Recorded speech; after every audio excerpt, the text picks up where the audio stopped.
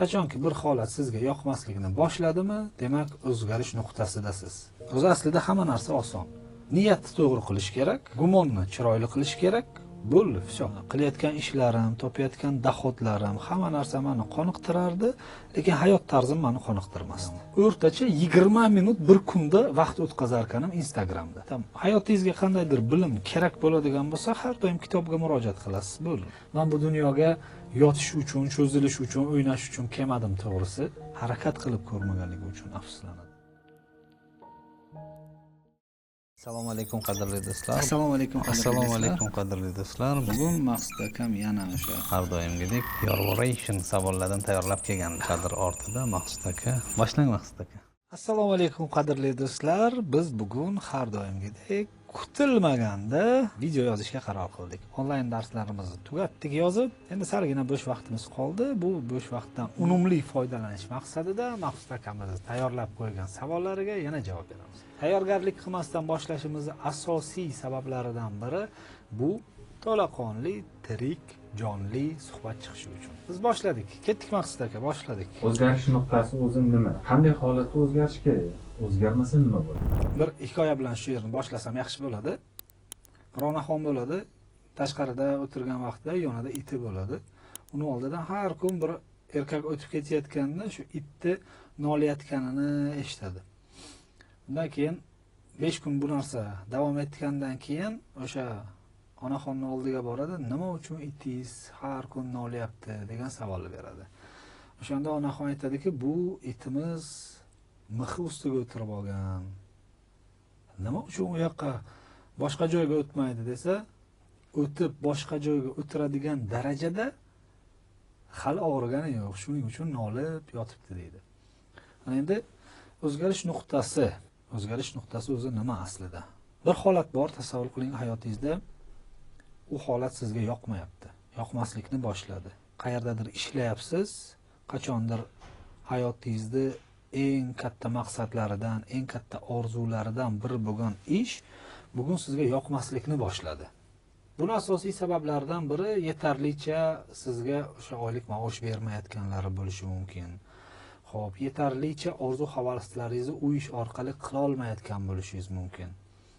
Xo'p, yetarlicha motivatsiya yoki o'sha hayotingizni davomini u ish orqali ko'ra olmasligingiz mumkin. Shuning uchun ham sizga o'zgarish nuqtasi kerak bo'ladi. O'sha yoqmaslikni boshlaganida siz o'zgarish nuqtasiga muhtoj bo'lib qolasiz. Mana hozir yozayotgan kitobimiz ham shu haqida. O'zgarish nuqtasi qachon kerak insonga? Qachonki bir holat sizga yoqmasligini boshladimi, demak o'zgarish nuqtasidasiz. O'zgarish nuqtasida bo'lib turib, lekin o'zgarmasa nima bo'ladi? Hayot orqaga qarab yoki hayot sifati pastga qarab tushishni boshlaydi. Shuning uchun o'zgarish nuqtasi har bitta odamga kerak. Har bitta o'zgarishdan keyin katta ulkan muvaffaqiyat bo'ladi. Bu narsani juda ham ko'p marta o'zim hayotimda ko'rganman. Taxminan 13-14 yoshlarda edik. Dadam rahmatli buvimning uylarida kasal bo'lib qolgandilar. Bu uylariga borish, kelish, har kun mehmon sifatida qolardik biz. O'sha kunlardan bir kun buvimning uylariga boryapman, u yerda nimadir menga qoniqmayapti, nimadir yoqmayapti. Shuning uchun buvimning uylariga kamroq kelishim kerak. Kamroq kelishim uchun menga sabab bo'lishi kerak. Endi sabab bitta. Har doim bu ishlash.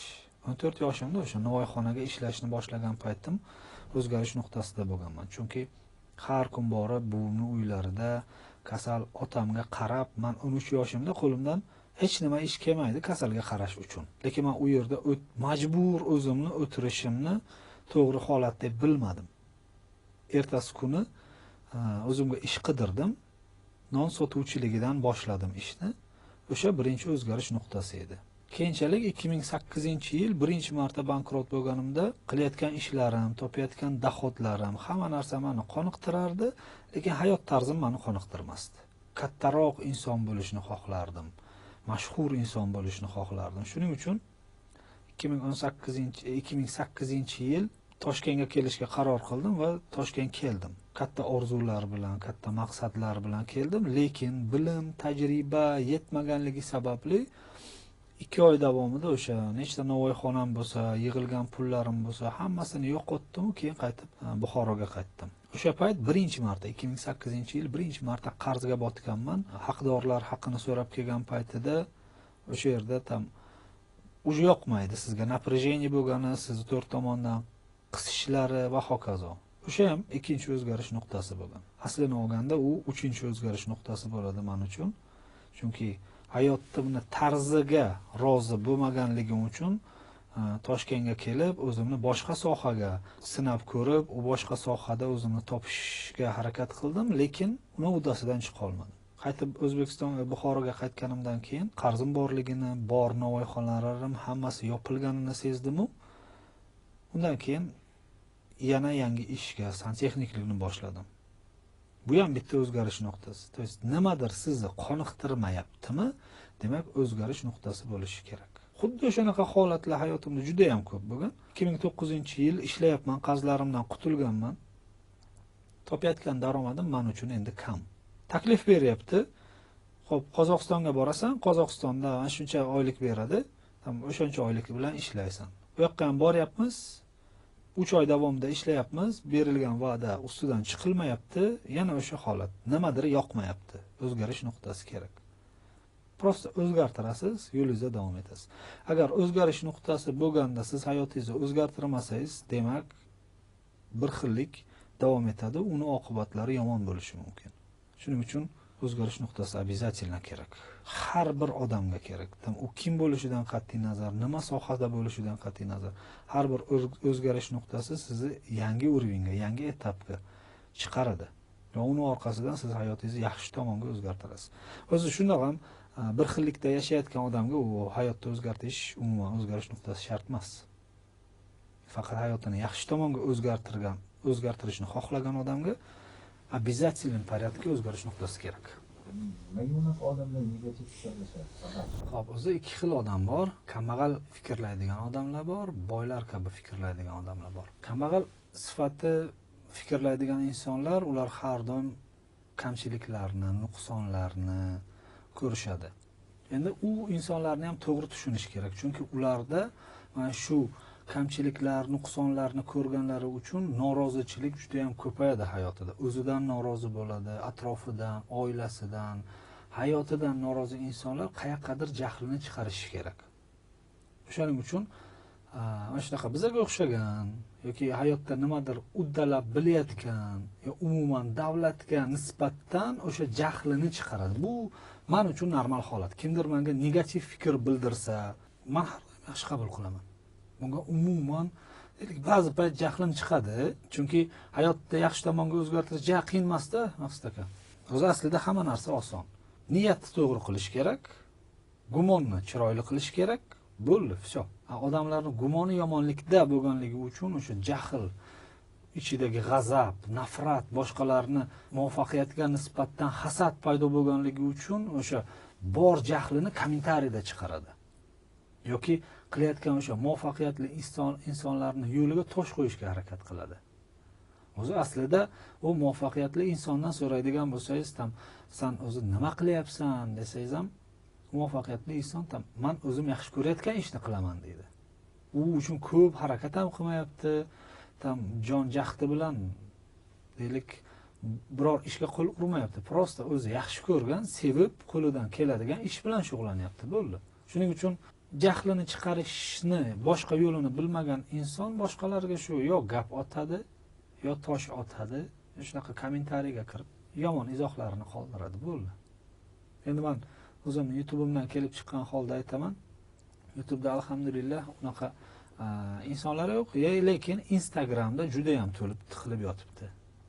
Kommentariyga kiradigan bo'lsak, 90% insonlar negativ. Nima uchun? Chunki ular faqat shu telefondan hayotini iborat qilib qo'yganda, hayotini aksariyat vaqtlarini kimnidir reelslarini, kimnidir hayot tarzini, kimnidir storieslarini va hokazolarni, aqlli gaplarni eshitadilar-yu, lekin aqlsiz amallarni qiladilar. Endi prosta siz o'zi qaysi toifa insonligini bilishingizni xohlaydigan bo'lsangiz, Instagramga kirasiz, bir настройки bor, проведенное время, Instagramda qancha soat vaqt o'tkazyapsiz, o'shani bilib olasiz, o'sha sizga достаточно. Agar man hozir shu narsani topib biladigan bo'lsam, inshaalloh nur ustiga anilo nur bo'lardi, chunki man oxirgi bir necha vaqt davomida Instagramda juda ham kam o'tiradigan bo'lganman. Bu bir necha oy bo'ladigan bo'lsa ham to'g'ri bo'ladi. Xo'p, управление временем. Mana shu holat. Mana eng ko'pi bu 31 minut bir sutkada Instagramda vaqt o'tkazganman. O'rtacha 20 minut bir kunda vaqt o'tkazar ekanman Instagramda. Xo'p. Ana endi bu nima uchun unday deb so'raydigan bo'lsangiz, men bemalol ayta olaman. Chunki men Instagramdan oladigan umuman bilimim yo'q. Menga hech kim Instagram orqali qanday yashash kerakligini ayta olmaydi. Hozir o'sha o'zim bilan olib yuradigan ryukzagimni oladigan bo'lsam, ichida 5 ta kitob bor kamida. Yoki shu telefonimni ochadigan bo'lsam, o'sha o'zim kunlik eshitib yuradigan kamida 30 ta kitobim bor. O'sha Litrisga kiraman, bu kitoblarning hammasi o'sha platniy formatda, platniy osnovada. Xo'p, undan tashqari bepul eshitadigan kitoblarim bor. Xo'p, moyi kniги. 29 ta o'zim eshitib yuradigan основной kitoblarim bor ekan. 39 ta asosiy kitoblarim bor ekan. Hozir oxirgi eshitayotgan kitoblarimdan biri mana bu kitob. Выбирай, что думаешь. Asosiy nimalar haqida fikr yuritishimiz, nimalar ustida ko'proq ishlashimiz. Tam hayotingizga qandaydir bilim kerak bo'ladigan bo'lsa, har doim kitobga murojaat qilasiz, bo'ldi. Tam birovni Instagramini ko'rib, birovni YouTube'ini ko'rib yoki tam har xil bezyelushki vaqtni o'g'irlaydigan kontentlarni ko'rib siz hech nima ola olmaysiz. O'sha uchun ham ko'p podpischiklarimga aytaman. Instagram ko'rib o'tiribsizmi? Tam chiqdi Umidjon Razikov. Lekin undan siz kerakli manfaatli narsa yozmay olmayapsizmi? Отписаться. YouTube'dagi podpischiklarimga xuddi shu holatni ham aytaman. Siz meni kontentlarimni ko'rib, hayotingizni yaxshi tomonga o'zgartirish uchun birorta sabab ko'rmayapsizmi, bilim ko'rmayapsizmi? Demak, отписаться. Men sizni hayotingizni, umringizni yo'qotishingizga sabab bo'ladigan kishi bo'lmasligim kerak. Shuning uchun ertaga qiyomatda borganimizda sen mana shunaqa rolik chiqarganding, sen mana o'sha 30 minutimni bo'lsin, 1 soatimni bo'lsin, tam хотя бы 1 sekundini bo'lsin sen uchun men sarflaganman degan pretenziya bilan meni yoqqamdan olishingizni men xohlamayman. Shuning uchun qilayotgan hayot tarzingizda, qilayotgan amallaringizga ko'proq fokusingizni qarating. Inshaalloh siz o'zingizga kerakli bilimlarni olasiz. Ana endi bir yaqinda zo'r hikoyani eshitdim. Bu hikoyani ham aytib berishim kerak bo'ladi. Bir inson shu tog' yonbag'rida yashar ekan, har doim o'ylar ekan, shu tog'ning tepasidan atrof qanday manzaraga ega, qanday qilib u yoqqa chiqsam bo'ladi degan xayol bilan yurar ekan. Bir kun axir qasd qilibdi, o'sha tog'ning tepasiga chiqaman va o'sha manzaraga nigoh solaman deb. Yo'lga ketayotsa, bir insonni uchrabdi, o'sha tog' tepasidan tushib kelayotgan insonni. Undan so'rabdi: "Qanday tog' tepasiga chiqdingiz?" desa, "Chiroyli manzara, juda go'zal. Bunaqa go'zal manzarani hech qachon hayotimda ko'rmaganman. Lekin bitta narsa meni qiynadi. O'sha tog'ga chiqish yo'li juda ham azobli ekan, tushish ham azobli ekan, xavfli, xatarli ekan" dedi. Undan keyin u inson o'ylab qoladi, menga arziydimi shu manzarani ko'rish uchun o'sha tepaga chiqish yo yo'qmi? Lekin baribir chiqmoqchiman, men osonroq yo'l qidirishim kerak deydi-yu, yana yo'lida davom etadi. Yo'lida ikkinchi odamni ko'radi. Ikkinchi odamni ko'radi, undan ham so'raydi, qanday yuqoridan pastga qarab tomosha qilish? Aytadi, juda ham chiroyli. Men bunaqa chiroyli manzarani hech qachon ko'rmaganman. Lekin dedi, shu tog'ga chiqish, tushish juda ham xatarli ekan. Agar shu yerga chiqish salgina osonroq bo'lganida, men har kuni bu tog' tepasiga chiqardim dedi. Bu inson uni eshitadi-yu, yana yo'lida davom etadi. Tog'ni oldiga borgunicha 10 kishi bilan suhbatlashadi va u tepadan qanday chiroyli manzara borligini, unaqa manzara dunyoning hech qayerda yo'qligini eshitgan odam o'ylaydi, menga arziydimi shu tepaga chiqish, shu manzarani bilish uchun yo arzimaydi. Shu tepaga chiqadigan bo'lsam, oyog'imni qayirib olsam, u yerdan tushishga yana qiynalaman, qo'limni sindirib olsam, yana qiynalaman. Shu menga narsa kerak deydimi?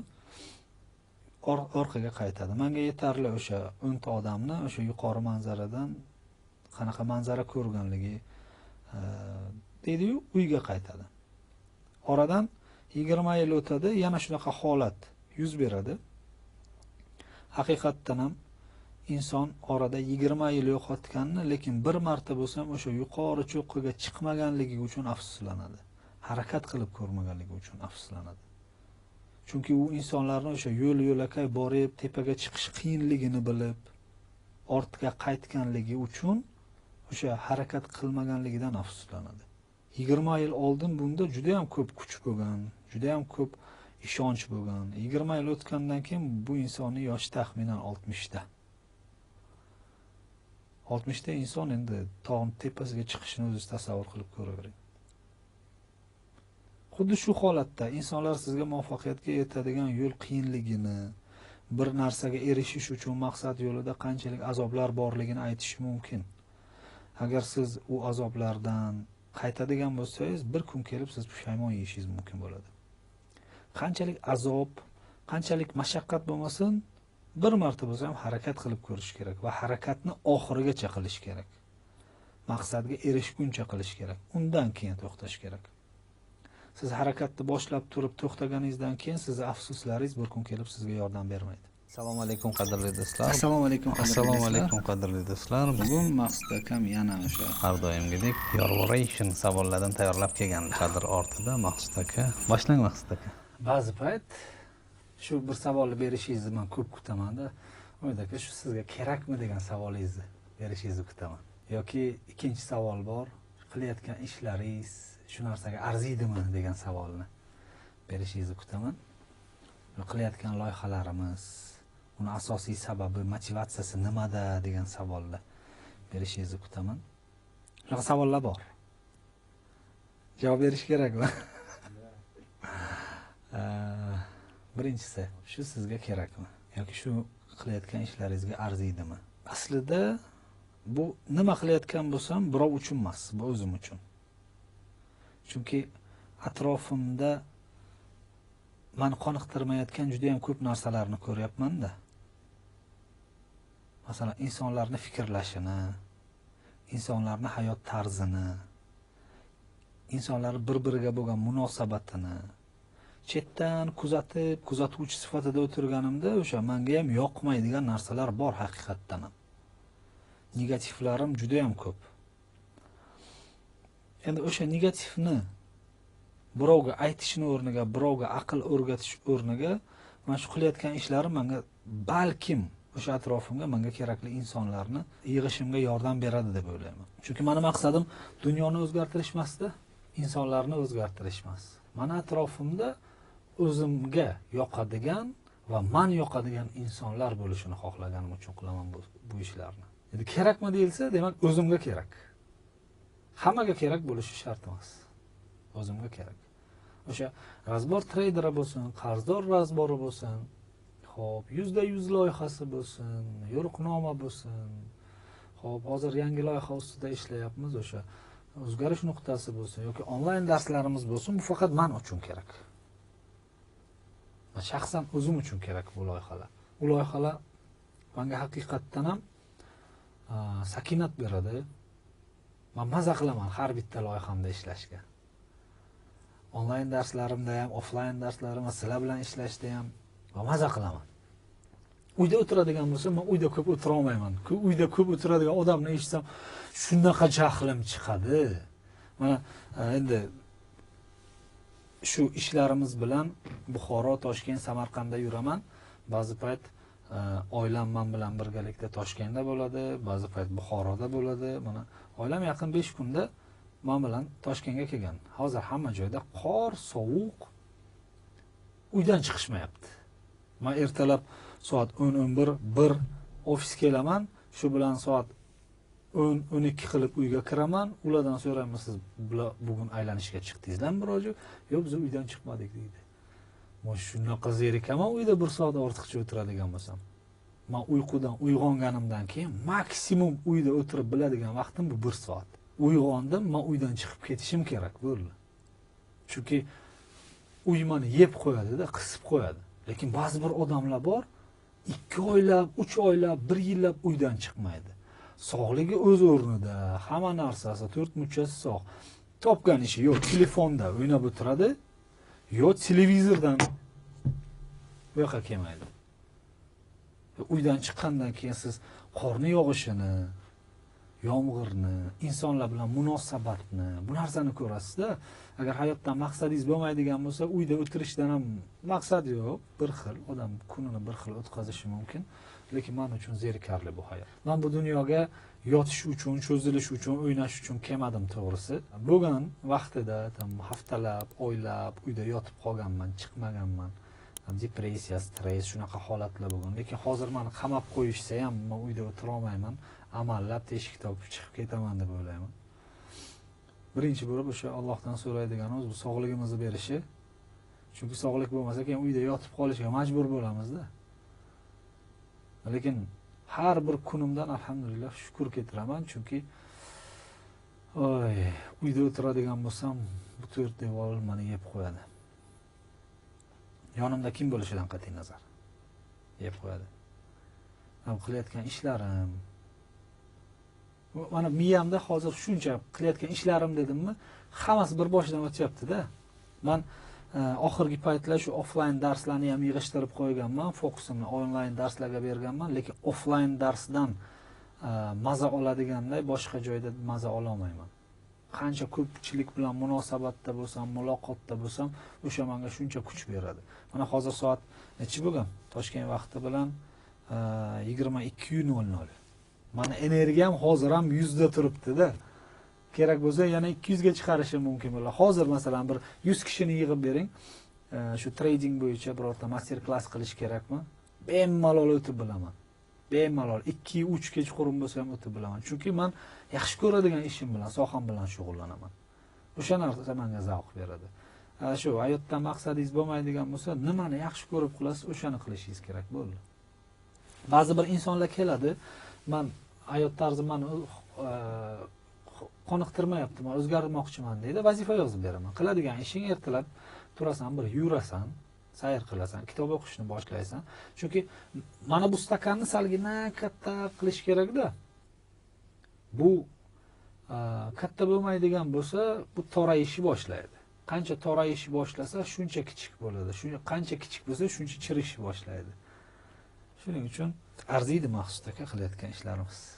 Insonning hayotidagi eng foydasiz bitta eng muhim gap bor. Eng foydasiz va muhim gap. Bu agarda degan so'z. Eng foydasiz va muhim gap. Mana shu gapni hayotidan inson chiqarib yuborishni o'rgansa, agar deydi, men bu narsani qilmaganimda, agar unga ishonmaganimda, agar bu ishni qilmaganimda, agar u bilan yurmaganimda, agar falon, agar pismadon. Mana shu so'zni ishlatmasa, inson taqdiridan rozi bo'lishni boshlaydi. Biz bilmaymiz aslida shunaqa bo'larmidi yo'qmi. Biz prosta bo'lmaganligi uchun shunaqa bo'lardi ehtimoli bilan yashaymiz. Mana shu agarda degan so'zni olib tashlash kerak, hayot lug'atidan olib tashlash kerak. O'shanda siz minnatdorchilik bilan yashashni boshlaysiz. Endi qilayotganingizda o'sha asosiy savolni berish kerak. Siz qo'lingizda pul bor edi, o'zingizga ishlatmadingiz, lekin boshqa birovga ishlatib qo'ydingiz, akangizga, ukangizga, shogirdingizga, falon qismada itakdali. Nima bo'ldi? Nima uchun ishlatdingiz? Hech qachon siz u odam uchun ishlatmadingiz. Siz har doim o'zingiz uchun ishlatdingiz u pulni. U insonga pul berayotgan vaqtingizda siz o'zingizni yaxshi inson qilib ko'rsatishni xohladingiz. Siz o'sha payt mehrga muhtoj edingiz. Kimgadir o'zingizcha rahmingiz keldi, yo yordam bergingiz keldi. Kimmiz boshqa birovga yordam beradigan. Har bitta insonni Alloh bor, yo'lini ochiq qilib ko'rsatadigan. Siz bugun agarda deyotgan bo'lsangiz, siz uchun, o'zingiz uchun yordam berdingiz. Boshqa birov uchun emas. Men sabab bo'ldim deydigan inson agarda degan so'zni ishlatmaydi. Tushundingizmi? Siz birovga mana shu suvni bermoqchi edingiz, shu suvni senga berdim, lekin sen icha olmading, to'kib yubording, shu suvni o'zim ichganimda edi deb aytdingizmi? Demak siz agarda degan so'zni ishlatdingiz. Demak siz taqdiringizdan norozisiz. Siz shu suvni o'zingiz ichmay unga berish niyat qildingiz, lekin u niyatda siz o'zingizni kattaroq, mehribonlik tutishga harakat qildingiz. U inson uchun какой-то важный o'rin olishga harakat qildingiz. Lekin siz sababchi bo'lganingizda edi, bu suv to'kilganda ham siz achinmasdingiz. chunki shu suv to'kilishi kerak edi degan fikrda qolardingiz. Tushundingizmi? O'sha uchun ko'pchilik insonlar menda ham xuddi shunaqa bo'lgan, mana avliyo emasman. Kamchiliklarim juda ham ko'p bo'lgan. Endi har bitta xatolarimdan dars olish o'rgandim. Ko'p yaqinlarimga yordam qildim. Pul tomonlama, bilim tomonlama, har tomonlama yordam qildim. Lekin ulardan natija kutdim. Bir kun ustozimga telefon qildim, ustoz dedim. Nima uchun dedim, boshqa insonlarga yordam qilsam, ularning hayot tarzi o'zgarmayapti dedim. Nima uchun ожидание не оправдывается dedim. Ustozim san mendan nima xohlayapsan dedi. Haqiqatni gapirishimnimi yoki seni ko'ndirishimnimi? Haqiqatni gapiring dedim. O'shanda ustozim aytdiki, maqsad nima edi yordam qilishdan dedi. Men aytdim, hayot tarzini o'zgartirishi, bir natijaga erishishi, bir boy bo'lishi, bir narsaga ega bo'lishi, muvaffaqiyatli bo'lishi va hokazolar dedim. Sen yaxshilik qilmoqchi bo'ldingmi yoki inson bilan dogovor qildingmi dedi. Mana shunaqa holat ham bo'lib turadi, qadrli do'stlar. Bular texnik xatolar deyiladi. Yo'lga chiqqaningizda, chiqishdan oldin qayoqqa boryapsiz, nimalar qilyapsiz va nimalarga erishmoqchisiz bilmaydigan bo'lsangiz, mana shunaqa holatlar bo'lib turadi. Bu normal holat deyiladi. U uchun asabiylashish kerak emas. Maqsud aka, qayerda qaradingiz? Tam kontentni beliga tepdingiz, shuncha qilganimni deyish shart emas. To'xtagan joyingizdan davom etasiz. Xo'p, ustozim o'sha payt nima deyapti? Sen yaxshilik qilmoqchi edingmi yoki inson bilan dogovor qildingmi deyapti. Xo'p, bu hikoya 2021-yil holatda bo'lgan. Barcha yaqinlarimga yaxshilik qilyapman, ularning hayot tarzi yaxshi tomonga o'zgarishiga harakat qilyapman, lekin hech qanday natija ko'rmayapman. Inson bugun mendan pulni oldi, qaysidir ishimni bitiraman va qaytaraman, yaxshi natijaga erishaman deb, lekin hech qanday natija bo'lmadi. Natija avvalambor Allohdan. Ikkinchi masala, men yaxshilik qilayotganimda boshqa insondan hech nima kutmasligim kerakligini ustozim menga o'rgatib qo'ydi. Sen birovga yaxshilik qilayotganingda undan biron narsa kutayotgan bo'lsang, demak bu yaxshilik emas. Bu dogovor dedi. Dogovorda sen yozishing kerak edi. Falonchaga falon summani beryapman, falon narsaga erishish uchun deb berishing kerak edi. U berganingda yaxshilik deb hisoblamasding. Bu narsa dogovor bo'lardi. Shuning uchun qadrli do'stlar, kimgadir yaxshilik qilayotgan bo'lsangiz, yaxshilik deb hisoblayotgan bo'lsangiz, undan hech qanday natija kutmang. O'shanda yaxshilikka kiradi. Nimadir kutayotgan bo'lsangiz, tagda u yaxshilik emas. U yo одолжение, yo dogovor bo'ladi. Shu narsani unutmang. Odam hamma bilan bir xil munosabatda bo'lishi kerakmi yoki hammani o'sha insonni o'ziga qarab, o'shanga yarasha munosabat qilish kerakmi? Da, har kimni bilimi, har kimni o'zini tutishi va har kimni hayot tarziga qarab muomala qilish kerak. Masalan, siz bilan biz bir-birimiz bilan to'g'ri munosabatdamiz, Nozim bilan boshqa munosabatdamiz. Agar siz bilan bo'ladigan munosabatni boshqa birov bilan qiladigan bo'lsa, men kaltak yeyishim mumkin bo'ladi. Moslashmaymiz hech kimga, lekin уровеньga qarab munosabat qilamiz. Hattoki uni daromadiga qarab ham munosabat qilishimiz mumkin bo'ladi. Chunki biz o'zimizdan ko'p daromad topadigan inson bilan muloqotda bo'ladigan bo'lsak, uni oldida ahmoqday ko'rinmasligimiz kerak. Bachkana so'zlarni ishlatmasligimiz kerak. Uni vaqtini o'g'irlamasligimiz kerak. Xuddi shu holatda ham bizdan daromadi kam bo'lgan inson bilan ham xuddi shu holatda munosabatda bo'lishimiz kerak. Chunki biz unga berayotgan gaplarimiz unga og'ir yuk bo'lmasligi kerak. Uni bilimiga qarab u bilan munosabat qilishimiz kerak bo'ladi. Uni qayerdan bilamiz biz? Salomlashishni o'zidan yetarli bilish. O'zini tutishidan yetarli bilish. Chunki ba'zi bir insonlar bor, siz ularga salgina ko'proq bilim berib qo'yadigan bo'lsangiz yoki deylik, nasihat berib qo'yadigan bo'lsangiz, siz u odam uchun u insonning hayotidagi dunyo qarashini o'zgartirib yuborishingiz mumkin bo'ladi. aynan sizga o'xshagan insonlarga nisbatan fikri o'zgarishi mumkin. Endi sizga o'xshagan inson deganim uchun bu har bir inson o'zini qo'yishi kerak-da u joyda.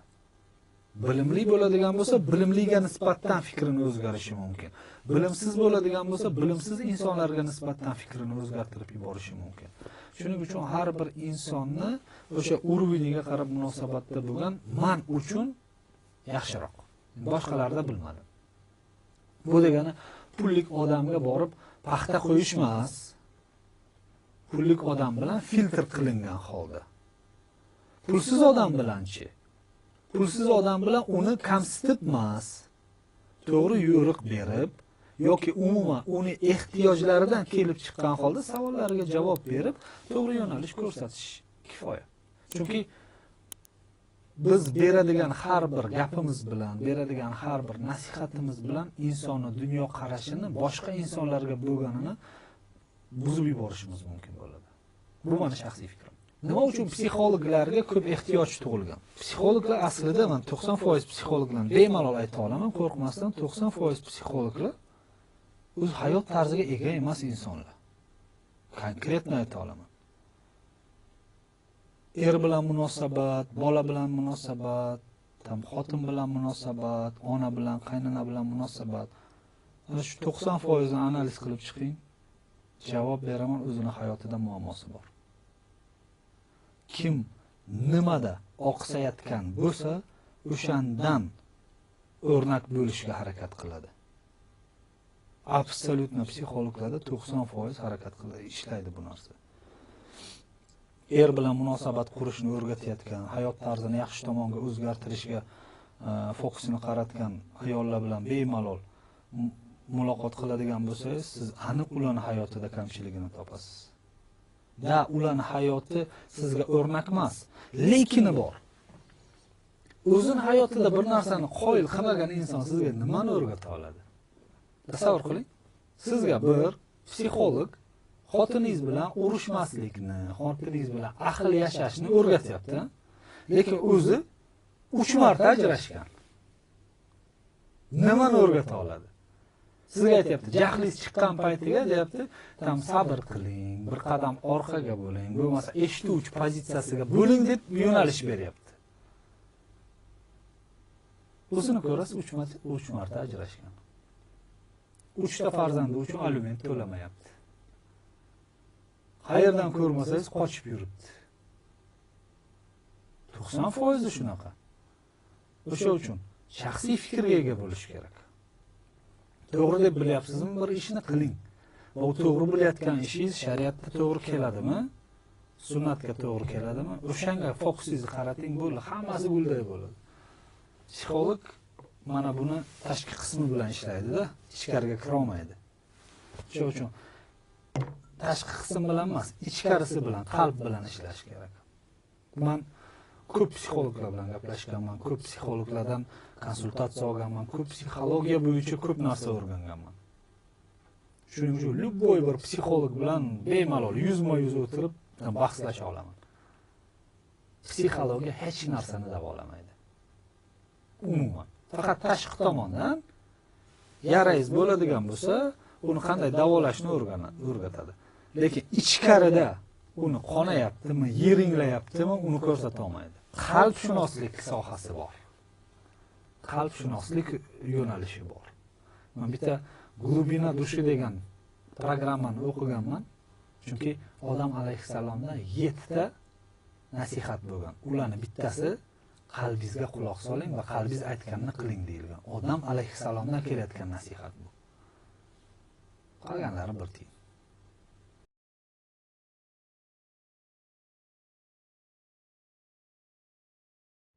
Avval birinchi savolni berish kerak, insonlar haqida xulosa chiqarish kerakmi deb. U bizga kerakmi? Va nima uchun kerak? Masalan, Nozibek haqida men xulosa chiqarmoqchiman, u yaxshi odammi, yomon odammi? U menga nima uchun kerak? Chunki biz hammamiz boshqa bir insonning oldida manfaat uchunmiz. Boya aytdim-ku, men oldimda manfaat uchun insonlar yig'ilmagan dedim-a? Men u yerda bitta punktini aytib o'tdim. Men atrofimda insonlar moddiy manfaat uchun yig'ilmagan dedim. lekin manfaat uchun yig'ilgan. Nozim nima uchun yig'ilgan? Konkret nimani oldimda? Qanday manfaat olishi kerak? Tagda moddiy manfaat olmaydigan bo'lsa. Demak, meni atrofimda Nozim bilimga ehtiyoji bor, bilim olyapti. U ham manfaatmi? Manfaat. Deylik, Sardor o'ziga komanda qidiryapti va u komandani topyapti. Moddiy manfaatdan tashqari bu manfaatmi? Manfaat.